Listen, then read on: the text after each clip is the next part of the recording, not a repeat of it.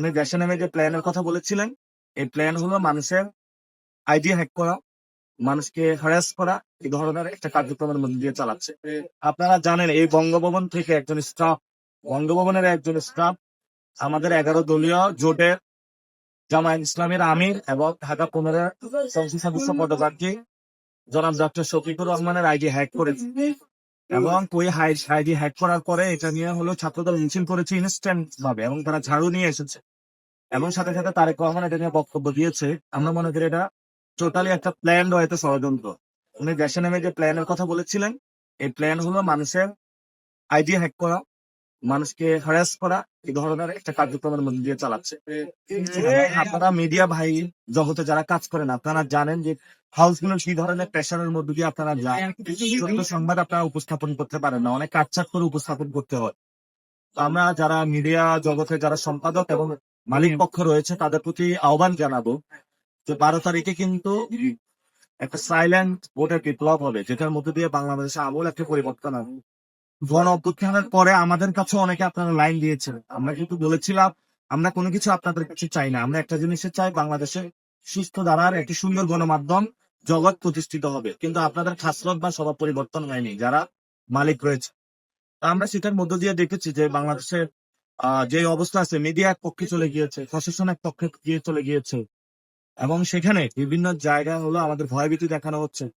তাহলে কিভাবে হলো লেভেল প্লেইং ফিল্ডটা হচ্ছে, এটা একটা অসম ফিল্ড যার মধ্যে হলো আমাদেরকে একটা কিলিং জোনে ঠেলে দেওয়া হয়েছে, আর একদিকে হলো অন্যরা অস্ত্র ত্যাগ করতেছে, কেউ তথ্য সন্ত্রাস করছে, কেউ সাইবার অ্যাটাক করছে, আমাদের বিভিন্ন হ্যারাসমেন্টের মধ্যে নিয়ে যাচ্ছে।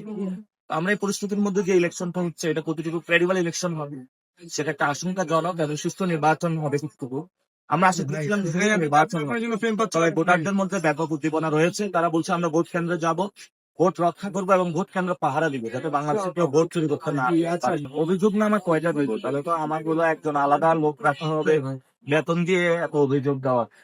আপনি আপনি ভোটার যারা, আপনি তাদেরকে বললি করে রাখেন বাইতুল মোকাররম এবং সেটাকে নির্বাচন কমিশন দেখে না। আপনি 200-র উপরে বিলবোর্ড লাগিয়েছেন, নির্বাচন কমিশনের কি চোখ বন্ধ? আমি ভোটের ক্যাম্পেইন করেছিলাম, এক রাত্রে আমার বিলবোর্ড খুলে নিয়ে গিয়েছি। তা এখন কি তাহলে নির্বাচন কমিশনের চোখ বন্ধ?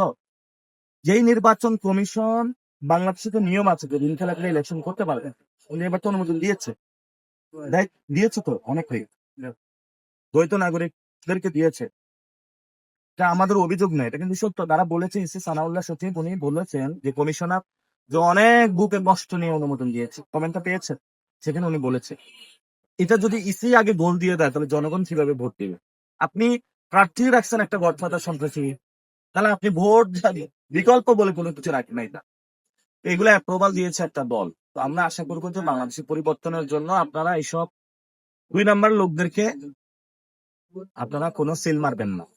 তারা জিয়াউর রহমানের যদি ধানের মার্কা নিয়ে আসে তাদেরকে আপনারা ভোট দেবেন না। এবার স্টপ রাখেন, স্টপ রেখে আপনারা দাঁড়িপাল্লা বা সাপ্তাহ প্রতীকে ইনশাআল্লাহ ভোট দেবেন।